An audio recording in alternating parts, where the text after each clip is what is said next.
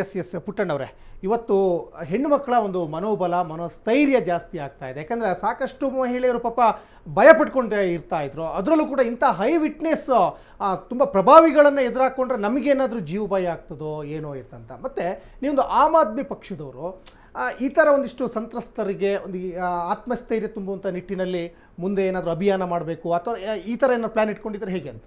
ಖಂಡಿತವಾಗ್ಲೂ ಸರ್. ಮುಂದಿನ ದಿನಗಳಲ್ಲಿ ಇಂಥ ಒಂದು ಸಂಸ್ಕಾರ ಇಲ್ದಿರೋ ಕುಟುಂಬದವರು ಈ ಥರ ನಮ್ಮ ಅಲ್ಪ ಜನಾಂಗದವ್ರನ್ನ ಇದು ಯಾವ ಮಟ್ಟದಲ್ಲಿ ತಗೊಳ್ತಾ ಇದ್ದಾರೆ, ಏನು ಮಾಡ್ತಾ ಇದ್ದಾರೆ ಅನ್ನೋದಕ್ಕೆ ಒಂದು ಸಂಪೂರ್ಣವಾದ ಒಂದು ಮಾಹಿತಿ ಮಾಡಿಕೊಂಡು ಯಾವ್ಯಾವ ಹೆಣ್ಮಕ್ಳು ಎಲ್ಲೆಲ್ಲಿ ಕೆಲಸ ಮಾಡ್ತಾ ಇದ್ದಾರೋ ಆ ನಿಟ್ಟಿನಲ್ಲಿ ಅವ್ರಿಗೆ ಇನ್ಕ್ಲೂಡಿಂಗ್ ಕಾಲೇಜ್ ಮಕ್ಕಳಿಂದ ಹಿಡಿದು ಎಲ್ಲ ಪ್ರತಿಯೊಂದು ಹಂತದ ಮಕ್ಳಿಗೂ ನಾವು ಒಂದು ಒಳ್ಳೆ ರಕ್ಷಣೆ ಕೊಡೋ ಅಂಥ ಭರವಸೆನ ನಾವು ಮಾಡ್ತಾ ಇದ್ದೀವಿ. ಮುಂದಕ್ಕೂ ಇದನ್ನ ಅವ್ರಿಗೆ ಯಾವ ಮನೆ ಬಿಟ್ಟರೆ ನಮ್ಮ ದೇಶದಲ್ಲಿ ಸೇಫಾಗಿ ಮನೆಗೆ ಬರ್ತೀವಿ ಅನ್ನೋ ಒಂದು ನಂಬಿಕೆ ಮೇಲೆ ಒಂದು ಒಳ್ಳೆ ಕೆಲಸ ಮಾಡಬೇಕು ಅನ್ನೋ ಉದ್ದೇಶದಿಂದ ನಾವು ಆಮ್ ಆದ್ಮಿ ಪಾರ್ಟಿನಲ್ಲಿ ಸತತವಾಗಿ ಮಾಡ್ತಾ ಇದ್ವಿ.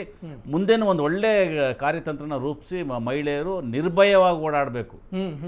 ನಮ್ಮ ಸ್ವತಂತ್ರ ಬಂದು ಮಹಾತ್ಮ ಗಾಂಧಿ ಏನು ಹೇಳಿದ್ರು, ಪ್ರತಿಯೊಬ್ಬರು ನಿರ್ಭಯವಾಗಿ ಇರಬೇಕು ಅನ್ನೋದು ಏನು ಹೇಳಿದ್ರು, ಆ ಕೆಲಸನ ನಮ್ಮ ಆಮ್ ಆದ್ಮಿ ಪಾರ್ಟಿ ನಮ್ಮ ರಾಜ್ಯದಲ್ಲಿ ನಮ್ಮ ಜನ ತರ್ತಾರೆ, ಅವಕಾಶ ಕೊಡ್ತಾರೆ. ಕೊಟ್ರೆ ಪ್ರತಿಯೊಬ್ಬರು ಹೆಣ್ಮಕ್ಳು ಪ್ರತಿಯೊಬ್ಬ ಕುಟುಂಬದಲ್ಲೂ ನಿಶ್ಚಿಂತೆಯಾಗಿ ಓಡಾಡ್ಬೋದು ಅನ್ನೋ ಒಂದು ಭರವಸೆನ ನಾವು ಕೊಡ್ತೀವಿ sir. Okay okay okay okay Suryamukund Raj ಅವರೇ, ಒಟ್ಟು ಪ್ರಜ್ವಲ್ ರೇವಣ್ಣ ಮೇಲೆ ಒಂದು ಕೇಸ್ ಅಲ್ಲ 4 ಕೇಸು ಇವಾಗ ಪ್ರಕಟ ಆಗಿತ್ತು. ಆದರೆ ಆ 4 ಕೇಸಲ್ಲಿ ಒಂದು ಕೇಸಿಗೆ ಮಾತ್ರ ಇವತ್ತು ಕೋರ್ಟ್ ತೀರ್ಪನ್ನು ಕೊಟ್ಟಿದೆ ದೋಷಿ ಅಂತ. ಇನ್ನೂ 3 ಕೇಸ್ಗಳಿದ್ದಾವೆ, ಪೆಂಡಿಂಗ್ ಇದ್ದಾವೆ. ಆ ಕೇಸ್ಗಳು ತನಿಖೆ ಆದ ನಂತರ ಮತ್ತಷ್ಟು ಶಿಕ್ಷೆ ಪ್ರಮಾಣ ಏನಾದರೂ ಜಾಸ್ತಿ ಆಗುವಂಥ ಸಾಧ್ಯತೆ ಇದೆಯಾ? ಒಟ್ಟು ಎಷ್ಟು ವರ್ಷ ಆಗ್ಬೋದು ಅಂದಾಜು ಪ್ರಕಾರ ಹೇಳೋದಾದ್ರೆ? ಇಲ್ಲ, ಈ ಪ್ರಕರಣಕ್ಕೆ ಸಂಬಂಧಪಟ್ಟಷ್ಟೇ ಮಾತ್ರ. ಸೊ ಬೇರೆ ಏನು ಮಿಕ್ಕಿದ 3 ಪ್ರಕರಣ ಇದೆ. ಸೊ ಆ 3 ಪ್ರಕರಣ ಪ್ರತ್ಯೇಕವಾಗಿ ವಿಚಾರಣೆ ಆಗುತ್ತೆ, ಪ್ರತ್ಯೇಕವಾಗಿ ಇದು ನಡೆಯುತ್ತೆ. ಆಮೇಲೆ ಆ ಶಿಕ್ಷೆಗಳ ಪ್ರಮಾಣನೂ ಅದೇನು ಹೆಚ್ಚಾಗಲ್ಲ. ಇದು ಜೊತೆನೆ ಹೋಗುತ್ತೆ. 10 ವರ್ಷ ನಾಳೆ ಎಲ್ಲಾದ್ರೂ ಡಿಕ್ಲೇರ್ ಮಾಡಿದ್ರೆ ಕೋರ್ಟ್ ಆ ಪ್ರಕರಣನೂ 10 ವರ್ಷದಲ್ಲಿ ಇನ್ಕ್ಲೂಡ್ ಆಗುತ್ತೆ. ಸೊ ಅದೇನು ಪ್ರತ್ಯೇಕವಾಗಿ 30 ವರ್ಷ ಆಗಲ್ಲ. ಸೊ ಈ 10 ವರ್ಷದ ಜೊತೆಗೇನೆ ಆ ಶಿಕ್ಷೆಗೆ ಪ್ರಮಾಣನೂ ಕೂಡ ಪ್ಲಸ್ ಆಗಲ್ಲ. ಸೊ ಇದ್ರ ಜೊತೆಗೇನೆ ನಡೆಯುತ್ತೆ. ಸೊ ಅದ್ರಲ್ಲೂ ವಿಚಾರಣೆ ನಡಿಬೇಕು. ನಡೆದ ನಂತರ ಅದ್ರಲ್ಲೂ ಕೂಡ ಇದೇ ರೀತಿ ಸಾಕ್ಷಿಗಳು ಬಂದು ನಿಂತ್ಕೊಂಡು, ಅದ್ರಲ್ಲೂ ಸೇಮ್ ಕಾರ್ತಿಕ್ ಅವರೆಲ್ಲ ಇದ್ದೇ ಇರ್ತಾರೆ ಬೇರೆ ಪ್ರಕರಣಗಳಲ್ಲಿ. ಸೊ ಅಲ್ಲಿರುವಂಥ ಸಂತ್ರಸ್ತರು ಮತ್ತು ಅಲ್ಲಿರುವಂಥ ಐ ವಿಟ್ನೆಸ್ಗಳು ಯಾರು ಕೂಡ ಇದಕ್ಕೆ ಬಗ್ದಲೆ, ಸೊ ಅವರು ಕೂಡ ಅದೇ ರೀತಿ ಸಾಕ್ಷಿಯನ್ನು ಹೇಳಿದ್ರೆ ಖಂಡಿತವಾಗ್ಲೂ ಇದರಲ್ಲಿ ಪ್ರಜ್ವಲ್ ರೇವಣ್ಣಗೆ ಮತ್ತೆ ಶಿಕ್ಷೆ ಆಗುವಂಥ ಸಾಧ್ಯತೆಗಳು ಹೆಚ್ಚಿದಾವೆ. ಇಲ್ಲಿ ಮತ್ತೊಂದು ಪ್ರಶ್ನೆ ಕಾಡ್ತಾ ಇರೋದು ಅಂದರೆ, ಈಗ ಸಾಕಷ್ಟು ಜನ ಇವಾಗ ಸೆಕ್ಸುವಲ್ ಹರಾಸ್ಮೆಂಟ್ ಮಾಡ್ತಾ ಇರ್ತಾರೆ. ಆದರೆ ಇಂಥ ಪ್ರಭಾವಿಗಳು ಈ ಪೆನ್ ಡ್ರೈವ್ಗಳನ್ನ ಸಿಡಿಗಳನ್ನ ಯಾಕೆ ಆ ಥರ ಮಾಡಿ, ಅಂದರೆ ಒಂದು ಕಡೆ ಅವರಿಗೆ ಬ್ಲ್ಯಾಕ್ ಮೇಲ್ ಮಾಡೋ ಉದ್ದೇಶ ಇರ್ಬೋದು, ಆಮೇಲೆ ನಾನೊಂದು ಹೈ ಪ್ರೊಫೈಲ್ ವ್ಯಕ್ತಿ ನಾಳೆ ದಿನ ಸಿಕ್ಕಾಕೊಂಡ್ರೆ ಅನ್ನುವಂಥ ಒಂದು ಭಯನೂ ಇರಲ್ವ ಅವರಿಗೆ? ಹೇಗೆ ಅಲ್ಲ, ಅವ್ರಿಗೆ ಏನಾಗ್ಬಿಟ್ಟಿರುತ್ತೆ ಅಂದರೆ, ಎಲ್ಲ ನೀವು ಅಧಿಕಾರಿಗಳು ಬಂದು ಅಲ್ಲಿ ಕಾಲಿಗೆ ಬೀಳ್ತಾ ಇರ್ತಾರೆ. ಪೊಲೀಸ್ ಅಧಿಕಾರಿಗಳು ಬಂದು ಟ್ರಾನ್ಸ್ಫರ್ ಮಾಡಿಸಿ ಅಂತ ದುಂಬಾಲ್ ಬೀಳ್ತಾ ಇರ್ತಾರೆ. ಪೊಲೀಸ್ ಅಧಿಕಾರಿಗಳೇ ಇದಾರೆ ಈ ಪ್ರಕರಣದಲ್ಲಿ ಎಷ್ಟೋ ಜನ, ಎಲ್ಲ ನನ್ನ ಮುಷ್ಟಿಯಲ್ಲಿದ್ದಾರೆ ಅನ್ನೋ ಒಂದು ಅಹಂಕಾರ. ಸೊ ಆಮೇಲೆ ಇವರು ಅಧಿಕಾರಿಗಳು ಅಷ್ಟೇ, ರಾಜಕಾರಣಿಗಳು ಮನೆಗೆ ಹೋಗಿ ಟ್ರಾನ್ಸ್ಫರ್ ಮಾಡಿಸಿ ಅದ್ ಮಾಡಿಸಿ ಅಂತ ಹಿಂದೆ ಬಿದ್ದು ಜೊಲ್ ಸುರಿಸ್ಕೊಂಡು ನಾಯಿಗಳು ಹೋಗ್ತಾವಲ್ಲ ಆ ಥರ ಹೋಗ್ತಾರೆ. ಸೊ ಅದನ್ನ ಫಸ್ಟ್ ಅವ್ರು ಕಡಿಮೆ ಮಾಡ್ಕೊಬೇಕು. ಆಮೇಲೆ ಈ ಪ್ರಕರಣ ನಡೆಯುವಂಥ ಸಂದರ್ಭದಲ್ಲೇ ನನಗೆ ಒಬ್ಬ ಹುಡುಗ ಫೋನ್ ಮಾಡ್ತಾನೆ, ಪರಿಚಯ ಇರುವಂಥ ಹುಡುಗ, ಇಲ್ಲೇ ಈ ಕಾಂಪಿಟೇಟಿವ್ ಎಕ್ಸಾಮ್ಸ್ಗೆ ಓದಕ್ಕೆ ಬಂದಿರುವಂಥ ಹುಡುಗ. ಆತನ ಫ್ರೆಂಡ್ ತಂಗಿ ಕೆಲಸ ಕೇಳ್ಕೊಂಡು ಈತನ ಮನೆಗೆ ಹೋಗಿರ್ತಾರಂತೆ, ಪ್ರಜ್ವಲ್ ರೇವಣ್ಣನ ಮನೆಗೆ. ಸೊ ಆತ ಏನು ಮಾಡ್ತಾನೆ, ಒಂದು ನಂಬರ್ ಕೊಟ್ಬಿಟ್ಟು ನೀನು ಆಮೇಲೆ ಫೋನ್ ಮಾಡಮ್ಮ ಅಂತ ಹೇಳ್ಬಿಟ್ಟು ಕಳಿಸ್ತಾನಂತೆ. ಅದಾದಮೇಲೆ ಈಕೆಗೆ ಇನ್ನೊಂದು ಸಂಖ್ಯೆಯಿಂದ ಫೋನ್ ಮಾಡಿಬಿಟ್ಟು, ನಾನು ಪ್ರಜ್ವಲ್ ರೇವಣ್ಣ ಮಾತಾಡ್ತಾ ಇದ್ದೀನಿ, ಸೇಮ್ ಬೇರೆ ವಿಡಿಯೋ ಕಾಲ್ಗಳು ಯಾವ ರೀತಿ ಮಾಡಿಸ್ಕೊಂಡಿದ್ರು ಆ ಥರ ವಿಡಿಯೋ ಕಾಲ್ ಮಾಡು, ನಿನಗೆ ನಾನು ಕೆಲಸ ಕೊಡಿಸ್ತೀನಿ ಅಂತ ಹೇಳ್ತಾನಂತೆ. ಸೊ ಆಕೆ ಇನ್ನು ಪ್ರಜ್ವಲ್ ರೇವಣ್ಣನೇ ಮಾಡಿಬಿಟ್ಟಿದ್ದಾನಲ್ಲ ಏನೋ ಒಂದು ಭಯದಲ್ಲೋ ಇದರಲ್ಲೋ ಆಕೆ ಮಾಡಿದಾಳೆ ವಿಡಿಯೋ ಕಾಲ್ ಮಾಡಿದ ನಂತರ ಮತ್ತೆ ಬೆಳಗ್ಗೆ ಮನೆಗೆ ಹೋಗಿದ್ದಾಳೆ ಪ್ರಜ್ವಲ್ ರೇವಣ್ಣನ ಹತ್ರ. ಸೊ ಆತ ಬರೀ ಒಂದು 10,000 ರೂಪಾಯಿ ಕೊಟ್ಬಿಟ್ಟು ಕಳಿಸ್ಬಿಟ್ಟಿದ್ದಾನೆ. ಆಮೇಲೆ ಆ ಫೋನ್ ನಂಬರ್ ಬ್ಲಾಕ್ ಆಗಿದೆ, ಈ ಹುಡುಗಿಗೆ ಸಿಕ್ಕಿಲ್ಲ. ಸೊ ಅವ್ರಿಗೆ ಆತಂಕ ಏನಿತ್ತು ಅಂದರೆ, ನಮ್ಮದು ವಿಡಿಯೋ ಎಲ್ಲಾದರೂ ಬಂದ್ಬಿಟ್ಟಿದ್ಯಾ. ಸೊ ಆ ಮಟ್ಟಕ್ಕೆ ಯಾರನ್ನೂ ಬಿಟ್ಟಿಲ್ಲ. ಈ ಒಬ್ಬ ಜನಪ್ರತಿನಿಧಿ ಮನೆಗೆ ಮತ್ತೆ ಹೆಣ್ಮಕ್ಳು ಯಾವ ಧೈರ್ಯದ ಮೇಲೆ ಹೋಗ್ತಾರೆ?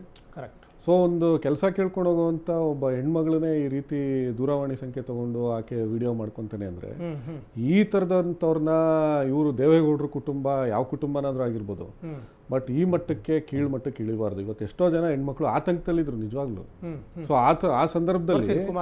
ಆ ಸಂದರ್ಭದಲ್ಲಿ ನಿಜವಾಗ್ಲೂ ನಾನು ಮಹಿಳಾ ಆಯೋಗದ ಅಧ್ಯಕ್ಷನ ಹತ್ರದಿಂದ ನೋಡಿದ್ದಲ್ಲ, ಸೊ ಅವರು ಪ್ರಕರಣವನ್ನ ನಿಭಾಯಿಸ್ತಿದ್ದ ರೀತಿ ಅನೇಕ ಜನ ನಮ್ಮ ಹೆಸರು ಬರ್ದೇ ಇದ್ರೆ ಸಾಕು, ನಮ್ಮ ವಿಡಿಯೋ ಬರ್ದೇ ಇದ್ರೆ ಸಾಕು ಅಂತ ಎದುರ್ಕೊಂಡವ್ರೆ ಹೆಚ್ಚಿದ್ರು.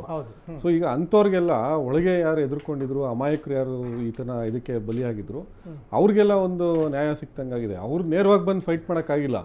ಬಟ್ ಈ ಪ್ರಕರಣದ ಮುಖಾಂತರ ಅವರೆಲ್ಲರ ನಿಟ್ಟುಸಿರು ಮತ್ತೆ ಕಣ್ಣೀರಿಗೆ ಒಂದು ಇದು ಸಿಕ್ಕಿದೆ, ಒಂದು ಗೌರವ ಸಿಕ್ಕಿದೆ. ಯಾಕೆಂದ್ರೆ ಈತ ತುಂಬಾ ಜನರನ್ನು ದುರುಪಯೋಗ ಪಡಿಸ್ಕೊಂಡ್ಬಿಟ್ಟಿದ್ದಾನೆ, ಯಾರು ಆಚೆಗಡೆ ಬರಕ್ಕಾಗಿಲ್ಲ ಅಷ್ಟೇ. ಈಗ ಕೋರ್ಟ್ ತೀರ್ಪು ಕೊಟ್ಟಿದೆ ದೋಷಿ ಅಂತ. ಯಾಕಂದ್ರೆ ಧೈರ್ಯ ಮಾಡಿ ಇದು KR ಪೇಟೆ ಮಹಿಳೆ ದೂರು ಕೊಟ್ಟಿದ್ದಾರೆ. ಅದಕ್ಕಿಂತ ಮುಂಚೆ ಈ ಹೊಳೆ ನರಸೀಪುರದಲ್ಲಿ ಒಂದು ಮಹಿಳೆ ದೂರನ್ನ ಕೊಟ್ಟಿದ್ರು. ಇಷ್ಟೆಲ್ಲ ಬೆಳವಣಿಗೆ ನಡೆದ ಮೇಲೆ ನಾನೇ ಯಾಕೆ ಬರಬಾರ್ದು ಅಂತ ಇನ್ನೂ ಸಾಕಷ್ಟು ಜನ ಇದೆಯಾ ಹೇಗೆ ಅಂತ ಅಲ್ಲ, ತುಂಬಾ ಜನಕ್ಕೆ ಅವಕಾಶವನ್ನ ಕೊಟ್ಟಿದ್ರು. ಈಗಲೂ ಕೂಡ ಏನು ಬಾಗಿಲು ಮುಚ್ಚಿಲ್ಲ, ಈಗಲೂ ಕೂಡ ಕಾಲ ಮಿಂಚಿಲ್ಲ, ಬಾಗಿಲು ಕೂಡ ಮುಚ್ಚಿಲ್ಲ. ಬಾಗಿಲು ತೆರೆದಿದೆ, ಕಾನೂನಿನ ಬಾಗಿಲು ಸದಾ ಅವ್ರಿಗೆ ನೆರವಿನ ಹಸ್ತ ಓಪನ್ ಇದೆ. ಅವಾಗ ಇವ್ರಿಗೋಸ್ಕರನೇ ಅಂತ ಪ್ರತ್ಯೇಕವಾಗಿ ಫೋನ್ ನಂಬರ್ನ ಕೂಡ ಕೊಟ್ಟಿದ್ರು, ಎಲ್ಲ ಗೌಪ್ಯವಾಗಿ ಮಾಹಿತಿ. ಇವಾಗ ನೋಡಿ, ಯಾರ ಹೆಸರು ಕೂಡ ಆಚೆಗಡೆ ಬಂದಿಲ್ಲ. ಯಾರು ಆಮೇಲೆ ಅತ್ಯಾಚಾರ ಪ್ರಕರಣದಲ್ಲಿ ಸುಪ್ರೀಂ ಕೋರ್ಟ್ ಹೇಳಿರುವಂತ ಇದ್ರ ಪ್ರಕಾರ ಅವ್ರ ವಿಳಾಸ, ಹೆಸರು, ಅವರ ಗೌಪ್ಯವಾಗಿರ್ಬೇಕು, ಯಾವ್ದನ್ನು ಮಾತಾಡಂಗೂ ಇಲ್ಲ. ಸೊ ಇವತ್ತಿಗೂ ಆ ರೀತಿಯಾದಂತ ಒಂದು ಗೌಪ್ಯತೆನ ಇವಾಗ ಬೇರೆ ಮಿಕ್ಕಿದ 3 ಪ್ರಕರಣದಲ್ಲಿ ಯಾರ್ಯಾರಿದ್ದಾರೆ ಅಂತಾನೆ ಯಾರಿಗೂ ಗೊತ್ತಿಲ್ಲ. ಸೊ ಅಷ್ಟ್ರ ಮಟ್ಟಿಗೆ ಅವರ ಹೆಸರನ್ನ ಕೂಡ ಮಾಸ್ಕ್ ಮಾಡ್ತಾರೆ. ನೀವು ಚಾರ್ಜ್ ಶೀಟ್ ಪಬ್ಲಿಕ್ ಡಾಕ್ಯುಮೆಂಟ್ ಆಗಿರ್ಬೋದು, ನೀವು ನಾಳೆ ಅರ್ಜಿ ಹಾಕಿದ್ರೆ ನಿಮ್ಗೂ ಡಾಕ್ಯುಮೆಂಟ್ ಸಿಗುತ್ತೆ, ಬಟ್ ಅವ್ರ ಹೆಸರು ಸಿಗಲ್ಲ. ಸೊ ಹೆಸರನ್ನ ವಿಳಾಸ ಸಿಗಲ್ಲ. ಪ್ರತಿಯೊಂದನ್ನ ಮಾಸ್ಕ್ ಮಾಡಿ ಅದನ್ನ ಹೆಸರುಗಳನ್ನ ಯಾರಿಗೂ ಸಿಗದೇ ಇರೋ ರೀತಿ ಚಾರ್ಜ್ ಶೀಟ್ ಅನ್ನ ಹಾಕಿರ್ತಾರೆ. ಸೊ ಅಷ್ಟ್ರ ಮಟ್ಟಿಗೆ ಮುತುವರ್ಜಿಯನ್ನ ವಹಿಸ್ತಾರೆ. ಸೊ ಯಾರೇ ಕೂಡ